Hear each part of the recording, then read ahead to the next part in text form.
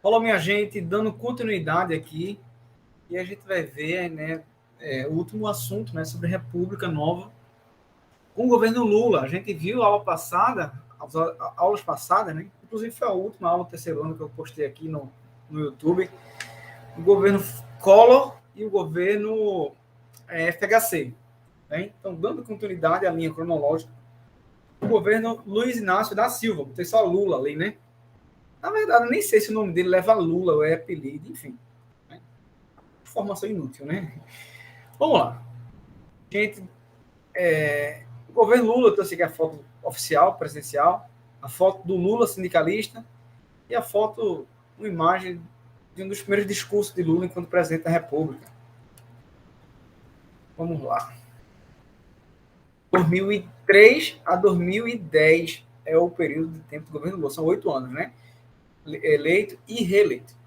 Então, as eleições de 2002 foram eleições que foram polarizadas, né? PT, PSDB foram para o segundo turno. E aqui, né, Fernando Henrique Cardoso, do PSDB, passando a faixa presidencial para Lula. Gente, a eleição de Lula, ela é uma eleição que ela vai marcar muito a história brasileira, porque é a primeira vez que um trabalhador braçal, é a primeira vez que um presidente sem curso superior, ele chega a ser presidente do Brasil. O Brasil com um histórico, né, assim, tão forte, tão complexo, no sentido aí que se a gente for pensar desse trabalho braçal, trabalho não acadêmico. Então, Luiz Inácio da Silva, né, Lula, ele trouxe a vitória do torneiro mecânico. Né? Então, o migrante Lula, a família de Lula sai do Nordeste, dentre centenas. A gente fez uma atividade sobre isso, né? Não sobre a família de Lula, né? Mas sobre esses fluxos migracionais durante a República, dos anos 40, dos anos 70, esses fluxos migracionais Nordeste e Sudeste. Então, Lula fez parte desse Brasil que expulsou muita gente do território nordestino em busca de uma vida melhor, no Sul Maravilha. Né? E aí o Sul Maravilha é uma expressão do historiador, né? E vai achar dentro das entrevistas lá de muitos trabalhadores lá de São Paulo. E eu botei também aqui o medo de Regina Duarte. Gente, a Regina Duarte, na campanha de 2002, ela foi bem atuante, né? Assim, e ela fazia propagandas mesmo e tal. E hoje também, hoje a Regina Duarte, ela tá dentro do governo. Hoje eu estou falando de 2021, né? Na verdade, acho que ela saiu agora. Ela ocupou um cargo dentro do governo Bolsonaro, um governo neoliberal, um governo de direita. Né? Então, a Regina Duarte, ela tem essa afinidade com a direita faz um tempo já. Em 2002, a Regina Duarte ia para a televisão. E essa é a primeira eleição que eu lembro de verdade, assim, que eu lembro, né? A eleição, e ela falava, né? Isso, a eleição do Lula dá medo na gente. Medo da inflação desenfreada de 80% ao mês. E existe muito isso, gente. E o outro lado, né? O PSDB explorou muito isso. De que se Lula ganha a eleição, o Brasil tem um retrocesso econômico, porque com a chegada de Fernando Henrique, né? Ainda Fernando Henrique no governo de Itamar Franco, mas a criação do Plano Real e essa estabilidade que o Real e o governo de Fernando Henrique ele trouxe para o Brasil, essa estabilidade econômica. Então, esses setores de direita, né, eles viam em Lula, a Regina Duarte é uma porta-voz disso, viu em Lula esse medo de uma instabilidade, esse medo da volta à inflação da década de 80, da década de 90, por uma má gestão, por políticas que não estivesse alinhada com esse projeto econômico. Né? Então tem até uma carta de Lula, né? Carta aos brasileiros, uma coisa assim, que ele se compromete em fazer com que o modelo econômico ele não mude. E aí, né? Mas existia essa narrativa em torno da figura de Lula. Lula sindicalista, Lula que veio da base dos trabalhadores, um homem sem formação superior, um homem que era diferente dos presidentes que vinham ocupando o cargo da presidência da República, né? É o primeiro trabalhador braçal, vamos assim dizer, a chegar à presidência da República. Isso causou medo nos setores de direita, nos setores da elite brasileira, causou medo na Regina Duarte. Mas Lula ganhou as eleições. por mais que houvesse essa narrativa pela oposição e por setores mais conservadores, Lula ganhou as eleições. Tá? E analisando o governo Lula, né, como foi que se caracterizou esses 8 anos de Lula no poder? Coloquei aqui, né? Os primeiros problemas que cercavam o governo FHC abriram brechas para que Lula chegasse ao poder, com a promessa de dar outro rumo à política brasileira. Então é o seguinte, gente, eu falei exatamente isso, né? Então é na brecha, é no furo, foi nas falhas dos governos neoliberais, bem voltado à prática neoliberal mesmo do governo FHC, que se construiu a narrativa de Lula, né? Então, os furos tucanos, que eu estou chamando, tucano, né, o símbolo do PSDB, que era o partido de Fernando Henrique Cardoso. O desemprego estava muito em alta. O endividamento do Brasil, uma enorme concentração de renda. O Brasil chegou à nona economia do mundo, mas nos anos Fernando Henrique Cardoso, você tem dos anos 90 e início dos anos 2000, você tem um desemprego muito forte. Então, qual foram os furos, né, que eu estou chamando de furo dos tucanos? Exatamente esse lado social que não acompanhou. O Brasil cresceu economicamente, mas socialmente cresceu de uma forma desigual. A concentração de renda aumentou. O Brasil contraiu muito empréstimo. Então, o candidato Lula, então o presidente Lula, em 2003, né, ele montou uma chapa eleitoral que foi capaz de agradar a gregos e troianos. O vice do primeiro candidato, o primeiro presidente, né, eleito democraticamente no Brasil, que veio do movimento sindical, que foi liderança sindical nos últimos anos da ditadura militar. O vice de Lula, desse candidato popular que estava se colocando, que veio dos meus operários, era o vice do PL, né? O Partido Liberal. O vice de Lula é um dos maiores empresários do ramo têxtil do Brasil, José de Alencar. Então, o Lula, que ganha as eleições de 2002, gente, ele é muito diferente daquele Lula de 89 que a gente viu também. O Lula de 89 era um cara que subia no palanque, falava muito errado, se vestia de todo jeito. O Lula de 2002 era um Lula mais comedido. Era o Lula de uma barba mais bem feita, de um cabelo bem mais penteado. Era o Lula que escreveu uma carta aos brasileiros dizendo: a gente tem compromisso com esse modelo econômico neoliberal. Era um Lula que se juntou, que se aliou à direita, aos setores da direita, como, por exemplo, o Partido Liberal. Juntou, né, a cabeça da chapa Lula, né, representando os trabalhadores, e ele próprio era um trabalhador braçal sindical. E na vice estava José de Alencar, representando os empresários. Então, por isso que eu botei aqui, uma chapa capaz de agradar a diferentes setores da sociedade brasileira. E esse Lula, em 2002, ele ganha dessa forma. Mas, com mais concessão que se abriu, né, ao campo ideológico da esquerda, abriu-se exceção, né, essa aliança com partidos do centro, essas alianças com o empresariado, e aí, mas é a primeira vez que a esquerda chegaria ao poder, né, o controle da nação.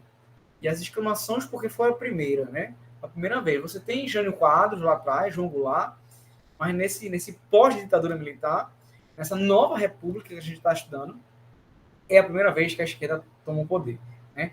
Toma o poder no sentido de ganhar as eleições. E foi uma vitória em conteste, né? Lula ganhou com uma margem boa de diferença. Teve um dos mandatos que ele ganhou no primeiro turno. Eu não sei se foi o primeiro ou foi o segundo. Acho que foi o segundo. Não lembro muito bem, né? Então, qual era o furo dos governos passados que tinham estabilizado a economia? O Plano Real estabilizou a economia. O Plano Real ele fez com que a economia ela desse uma estabilizada e o Brasil saísse daquele quadro horroroso que mergulhou no final da ditadura militar, as altíssimas inflações, né?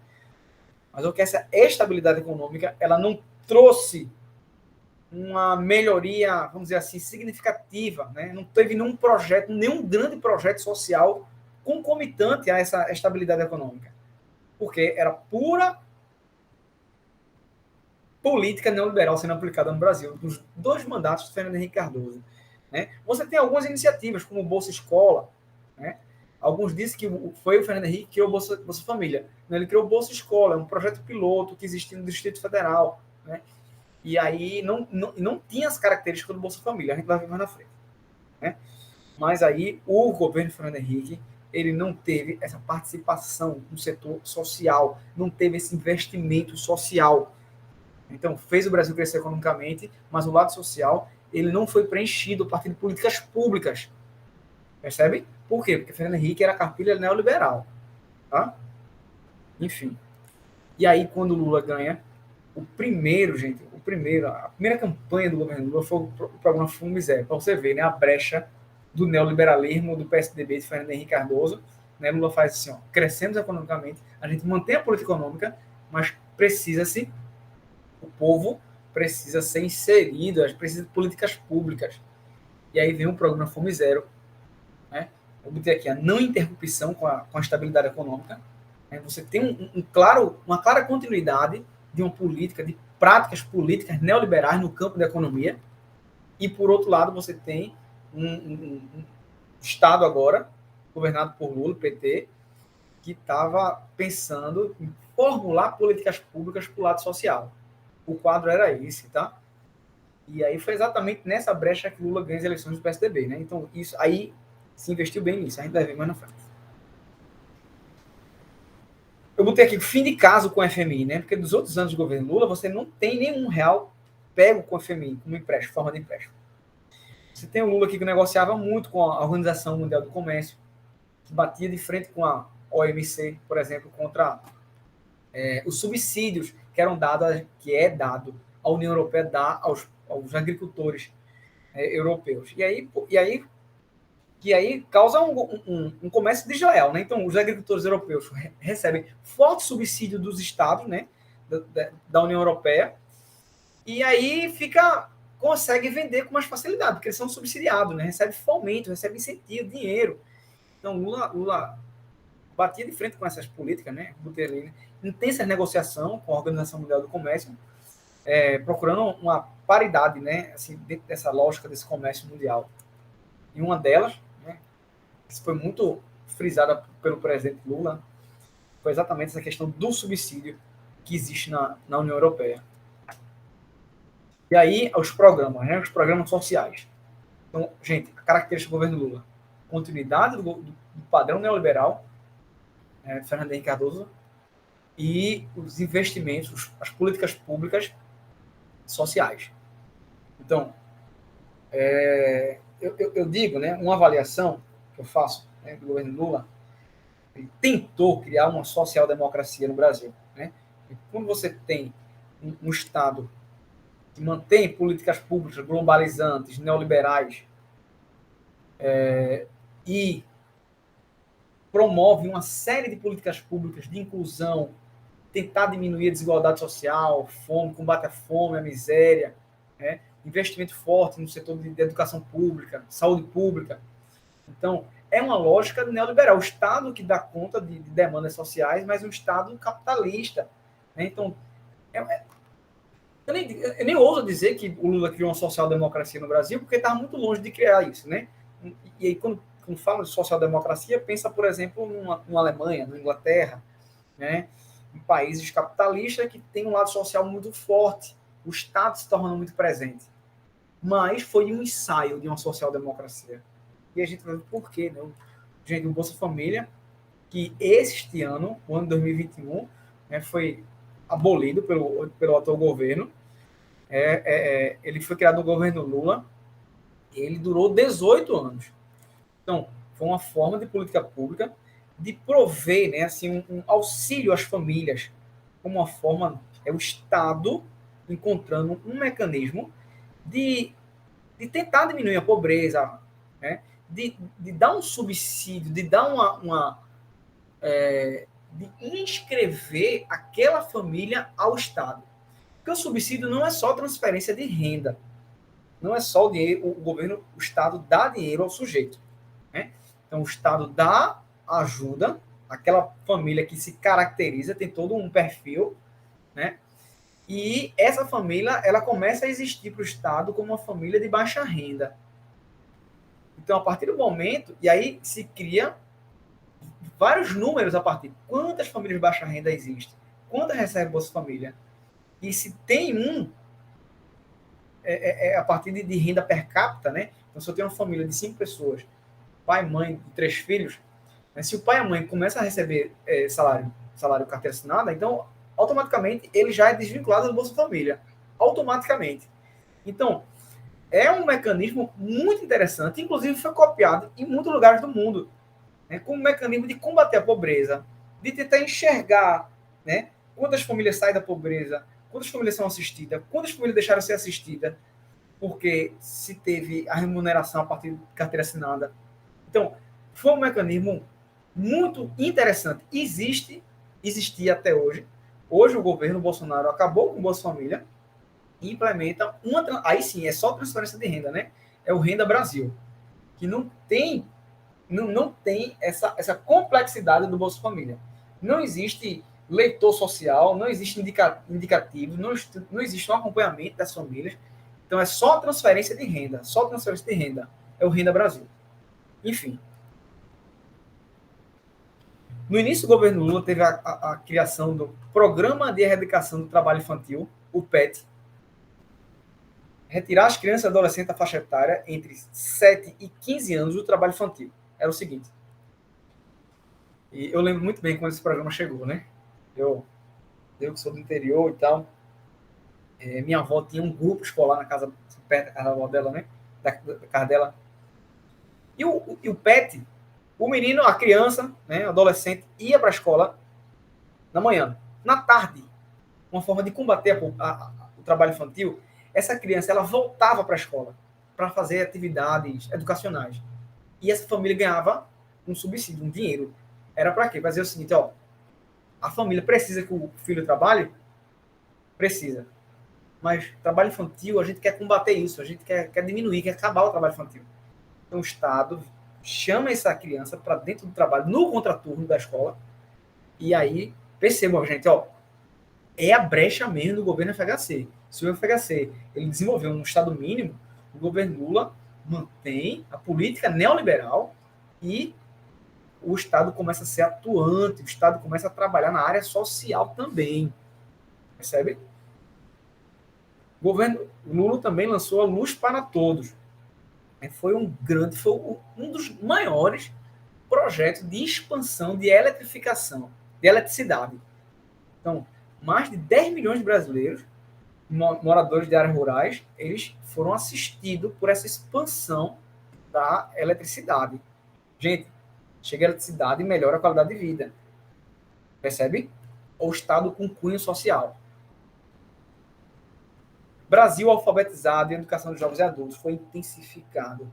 A ideia de combater o analfabetismo, melhorar os índices do analfabetismo, em parceria com estados, municípios, universidades, com empresas privadas, com ONGs, organizações não governamentais, né, o PROEJA da vida, os EJAs da vida, né, programas para pessoas de 15 anos ou mais que não eram alfabetizadas ou então estavam em evasão escolar, para trazer essas pessoas para a educação, para as escolas. ProUni, Programa Universidade. Pró-Universidade, uma coisa assim. O que é o ProUni? Pessoas de baixa renda, eles poderiam concorrer, ainda existe ProUni, né? Então, é uma política pública que foi criada no governo Lula que permanece até hoje, 2021. Imagina só, você se inscreve no programa, aí você preenche os requisitos, e aí você entra numa universidade privada e o Estado, ela paga essa universidade privada. 25, 50, 75 ou 100%. É uma forma de inclusão das pessoas de baixa renda nas universidades. E essa forma de ProUni, gente, agradou todo mundo, né? Agradou tanto o filho do pobre que entrou na universidade, como o dono de empresa privada, de universidade privada, né? Então, e é uma forma de, veja só, o Estado promovendo, né, a educação, o Estado promovendo e trabalhando para que a desigualdade social, no caso educacional, social, ela fosse diminuída. E a gente poderia falar aqui, né? Poderia falar aqui também do FIES, que é um financiamento. O governo empresta dinheiro, você paga a universidade privada e você, depois que acaba a universidade, um ano depois você começa a pagar ao Estado brasileiro, certo? Tem também os programas, nos governos Lula, quando teve a maior expansão da universidade pública, foi criada a Rede F. Então, assim, os ganhos sociais foram muito interessantes no governo Lula. Isso é uma visão, assim, honesta sobre, né, porque assim, a gente está. E Lula hoje, né, 2021, voltando para o cenário político, né, tudo indica que ele vai ser candidato a presidente de novo, 2022, né, e aí começa a partidarização, a ver a questão como, assim, com cunho ideológico. O que a gente está fazendo aqui são análises, né? A gente está fazendo análise dos governos. E aí, essa é uma das análises, pode ser outras formas, mas pelo menos onde eu li, nos livros didáticos e outros mecanismos, né? Então, o que tem que salientar nos governos Lula foi essa inserção em setores. Lula, no final do governo Lula, você tem, do segundo governo Lula, você tem o Brasil que está na sexta economia do mundo, e o Brasil é um país que estava combatendo a fome, a pobreza, é um país que estava fazendo legislação, por exemplo, para combater o preconceito racial. Foi criado uma Secretaria de Promoção da Igualdade Racial. No primeiro ano do governo Lula, 2003, foi criada a Lei 10.639, para obrigar as escolas a estudar a história da África e dos africanos no Brasil. Ou seja, foi uma inserção, né? Em 2007, você tem a obrigação da história dos povos indígenas no Brasil, né? Então, onde as escolas vão debater mais essa coisa do índio, não, dos indígenas, dos povos indígenas como formadores também do território brasileiro. Então, acho que o governo Lula traz muitos ganhos sociais. Exatamente o calo dos governos passados do PSDB, onde tinha ausência do Estado lá nos governos do PSDB, FHC, dos dois, no governo Collor e no governo FHC, Lula preenche com a presença do Estado. Né? E tanto é que, quando Lula sai, né, ele elege a sucessora, né, Dilma Rousseff. Lula saiu da presidência com 85% de aprovação. Né? Então, foi um período de forte crescimento econômico, manteve esse crescimento econômico, e foi um período de combate também a essas desigualdades que se imaginava, né, o Estado, naquela época, o Estado sob Lula imaginava que seria interessante a participação do Estado nessas demandas. Certo? Política externa do governo Lula tem se destacado pela liderança que exerce no grupo de países emergentes, criou o BRICS, né, junto com um banco, né, junto com os países emergentes, junto com África do Sul, Índia e Rússia. Criou um banco em comum de fomento, de desenvolvimento em comum, gente. Era o Brasil, ele tava junto com os países emergentes, né, se desvinculando desse capitalismo centralizado nos Estados Unidos, na União Soviética. Lula diversificou também as parcerias econômicas. É importante se diga isso, né? Começou a negocializar também, né? Expandiu. O agronegócio deu muito com Lula, né? Expansão do agronegócio para mercados como a Índia não, a Rússia, o Oriente Médio, tá? Como eu tinha falado antes também, né? A briga pelo fim de subsídios lá com a União Europeia, a integração da América do Sul, a expansão da América do Sul, a abertura de novas rotas comerciais, enfim, os governos Lula, ele foi um governo de forte crescimento. O Brasil chegou no final do segundo governo Lula com uma sexta economia e um país que se destacou no mundo no combate às desigualdades sociais. Mas, como nem tudo são flores, né? Nos governos Lula também existiram muitos escândalos de corrupção. Crimes que foram provados, que a alta cúpula do PT participou. Então, o mensalão, por exemplo. O mensalão foi uma coisa muito parecida com o que aconteceu com o Fernando Collor. né? Só que a denúncia chegou até o presidente, até Fernando Collor. Então, o mensalão era o quê? Era uma espécie de caixa 2, né?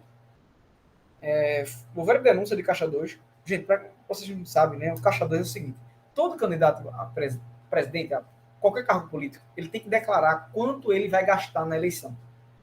O que se chama de caixa 2 é aquele dinheiro que não é declarado e que geralmente é um dinheiro que vem de fins duvidosos, de finalidades duvidosas. Então, se teve denúncias de caixa 2, não conseguiu provar. Mas o mensalão conseguiu provar. Durante o segundo governo Lula, você tem a denúncia do mensalão, tráfico de influência. Uma rede de contatos da alta cúpula do PT que promovia, chegasse na prática. Como é que era isso, professor? O PT mantinha uma troca de dinheiro por votação nas pautas do PT no Congresso. Para os deputados e senadores votarem no que os caras queriam, do que o governo queria, né? Tinha cargos, tinha dinheiro, né? É o famoso toma lá da cá da política brasileira, né? Então, isso foi descoberto, foi apurado. Então, o ministro da Casa Civil, José Disseu, ele foi preso. José Genuíno, o presidente do PT, foi preso e foi a primeira vez que a alta cúpula de um partido que está na presidência da República, ele tem gente preso. Então, o mensalão, ele desmobilizou, né, ele prendeu as pessoas da alta cúpula do partido que estava governando o Brasil. Não chegou até a Lula. Então, não se abriu o processo de impeachment. Vários processos foram pedidos para abertura, mas não foi aceito pelo quem decide se vai abrir ou não é o presidente do Congresso, né? O presidente da Câmara dos Deputados. Não foi aberto o processo de impeachment. As acusações de corrupção não chegou até Lula, né? E Lula termina o mandato dele tranquilo, né? Tranquilo, né? Assim, tranquilo assim, não sofreu o processo de impeachment, tá? E ainda elege a sucessora Dilma, tá? Então, esse é o quadro geral, né? Em linhas gerais, esse é o governo de Lula. Aí você pode perguntar, professor, mas Lula foi preso, né? Foi. Né? Foi preso depois, anos depois que ele deixou a presidência. Foi aberta uma investigação, uma grande investigação, chamada Lava Jato, né? E que se relacionou que empreiteiras tinham dado um triplex, um apartamento a Lula. E um sítio de Atibaia. E Lula foi preso, passou mais de um ano preso. Depois o STF disse que o julgamento, né, não foi imparcial, foi parcial. Não tinha provas de que isso realmente tinha sido troca de influência, suborno a Lula, e anulou as condenações de Lula. Né? E é uma novela, mas percebo, né? A gente está falando dos governos Lula, que foi 2002 até 2010. Dentro desse período de tempo que Lula foi presidente, gente, ele não foi preso, não chegou a investigação aberta em próprio presidente, tá? E ele terminou o mandato com 85% de aprovação e elegeu ainda Dilma Rousseff, que era a ministra dele, ministra da Casa Civil. Beleza? E aí, em linhas gerais, a gente tem que entender que os governos Lula, os governos PT, né, do governo Lula, tiveram essa continuidade neoliberal, com a presença do Estado, construindo universidade, fazendo projetos políticos, né, políticas públicas. Ou seja, é o Estado que tinha esse compromisso com o lado social. É assim que a gente tem que entender, pelo menos, né, numa análise histórica, assim, numa análise olhando a partir de um ponto de vista que não entre em um partido, não entre em outro partido, não entre numa linha ideológica nem em outra, né, tentando fazer uma análise macro do governo Lula. É isso aí. Beleza? E aí, né, a grande novidade, que isso não pode ser deixado de ser falado, né? Inclusive, o fundo, né, do meu slide, eu botei um monte de gente de vermelho, né? Porque foi o primeiro presidente da esquerda, o primeiro presidente que veio dos operários, né, assim, da classe trabalhadora. E aí, a eleição de Lula, né, amando ou odiando Lula, ela é uma eleição para ficar na história do Brasil, porque uma figura política como Lula chegar a presidente da República era a primeira vez naquele momento. Assim, acho que a gente falou em outras aulas, né? Como a figura de Dilma Rousseff também é importante, né? Porque é a primeira mulher. Né? Se fosse Maria Joaquina do PFL, nem existe mais PFL, né? Mas se fosse Maria Joaquina do PFL chegasse à presidência, seria muito importante a figura feminina, né? Que é a primeira mulher. Certinho, gente? E é isso. Isso aí foi o que eu fiz para vocês nessa aula, tentando entender como foi o governo Lula. Estou aberto, vocês podem fazer perguntas a mim, tanto lá no YouTube, quanto também nas nossas aulas, em outros momentos, tá? Nos grupos, no nosso grupo do WhatsApp. Fique à vontade. Beleza? E aí a gente não vai estudar, né, Dilma Rousseff, nem o governo Temer e Bolsonaro, eles se tornam muito recentes. A gente estuda até aqui, até o governo Lula. E aí a gente está no finalzinho do nosso ano letivo, a gente vai ver outros assuntos, como descolonização da África e da Ásia, para entender essa coisa da nova ordem mundial, né, a globalização. São temas para essa reta final desse ano letivo. Beleza? Um cheiro, gente, e até mais.